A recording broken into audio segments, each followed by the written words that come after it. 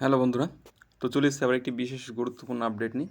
তো তোমরা থাম্বনেলে দেখতে পাচ্ছ যে 12,000 উত্তরপত্রে ভুল মাধ্যমিক পরীক্ষার রেজাল্টে।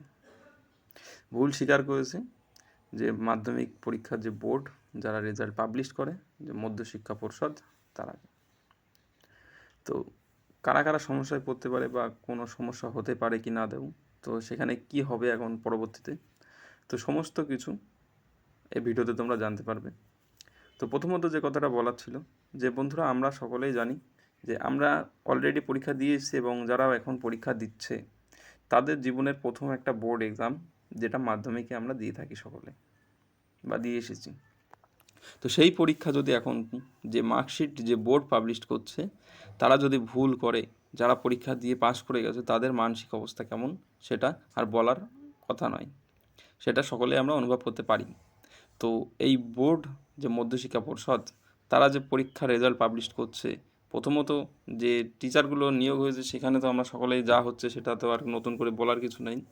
সাথে সাথে যে ডিপার্টমেন্টে যারা কাজ করছে বোর্ডের, আমার মনে হয় তারাও সেই একইভাবে আর কি নিয়োগ পেয়েছে, কেননা না হলে এই হিউজ পরিমাণে ভুল হতে পারে না। তো আমরা এবারে দেখে নেব যে মূল যে বিষয় সেটা কি ঘটেছে অ্যাকচুয়ালি। তো সেখানে যে পেপার কাটিংটা এসছে, সেই পেপার কাটিংয়ে কী বলা হয়েছে, তো সমস্ত কিছু তোমাদেরকে দেখাচ্ছি। তো প্রথমে তোমরা দেখে নাও, দেখো প্রথমে হেডলাইনই আছে যে 12,000 উত্তরপত্রের যোগে ভুল মাধ্যমিকে, বদলালো মাধ্যমিকের মেধা তালিকা, 4 জনের র্যাঙ্ক বদলালো, 7 জন নতুন করে মেধা তালিকায় জায়গা পেল। আজ ত্রুটির রেজাল্ট সামনে আসার পর মূল্যায়ন নিয়ে উঠল প্রশ্ন। জানা গিয়েছে যোগে ভুল হয়েছে 12,468টি পাতায়, অর্থাৎ বেড়েছে 22 নম্বর পর্যন্ত। মধ্যশিক্ষা পর্ষদের কথাই এটা একেবারেই কাম্য নয়, তবে তারা জানিয়েছে 63 লক্ষ উত্তরপত্র ছিল, তার মধ্যে 12,000 উত্তরপত্রেই ভুল হয়েছে। তো 12,000 বললে ভুল হবে, যেটা বলছিলাম তোমাদের যে টোটাল অ্যাকচুয়ালি ফিগার যেটা হচ্ছে 12,468, প্রায় 12,500।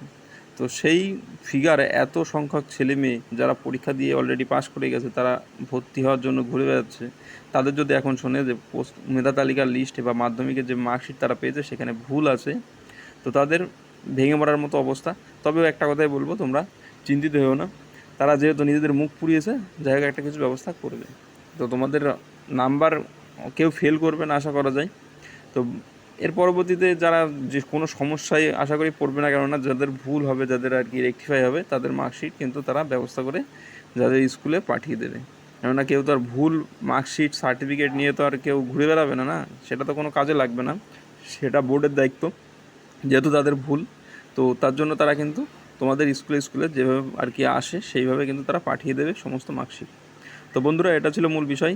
এই নিয়ে যদি কারো কোনো জিজ্ঞাসা থাকে অবশ্যই কমেন্টে জানিও, যতটা পারি হেল্প করব। এবং ভালো লাগলে লাইক করো, চ্যানেল নতুন হলে সাবস্ক্রাইব করে দিও, এবং হেল্পফুল মনে হলে বন্ধুদের সাথে শেয়ার করে দিও।